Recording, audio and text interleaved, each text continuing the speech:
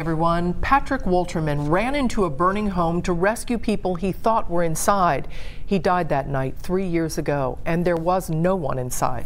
The man who lived there was vacationing in Las Vegas, but before he left, he hatched a plan to have his nephew set the fire, hoping to collect the insurance money. Instead, he's in prison for the rest of his life. And now, 3 years later, a new report details what else went wrong the night Wolterman died. But as Brad Underwood found out, some say it's incomplete and unfair.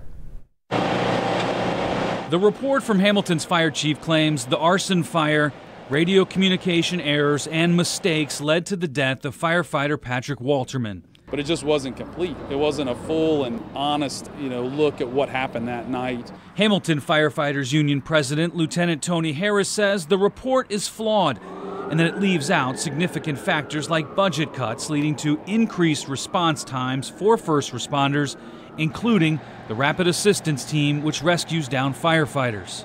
We owe Patrick an honest and complete report that faces our issues head on. Our people don't get to hide from the actions that night and the things we did. I was there that night. I don't get to hide, from what happened and how it happened and thinking about, what happened. So we don't feel like anybody else should be able to either. The report claims conditions were not communicated, leading to the opening of a second cellar door fueling the fire. It claims different radio frequencies were being used instead of one to relay information, and that Wolterman did not turn on his portable radio and was unable to call for help. The response to that, Harris says, is more training. We've done all those things since that night to try to make us better at responding to structure fires. But training isn't the fix-all. Harris says the biggest danger facing the department is still and will be the lack of resources. But we also understand we accepted that it's a risky job and there's no way to make it completely 100% safe.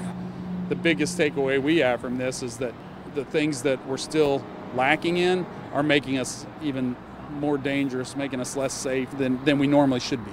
In Hamilton, Brad Underwood, Local 12 News. And Harris says the former chief completed a report in 2016. It addressed concerns about cuts and response times, but it was never turned in for approval. You can read the full report at local12.com.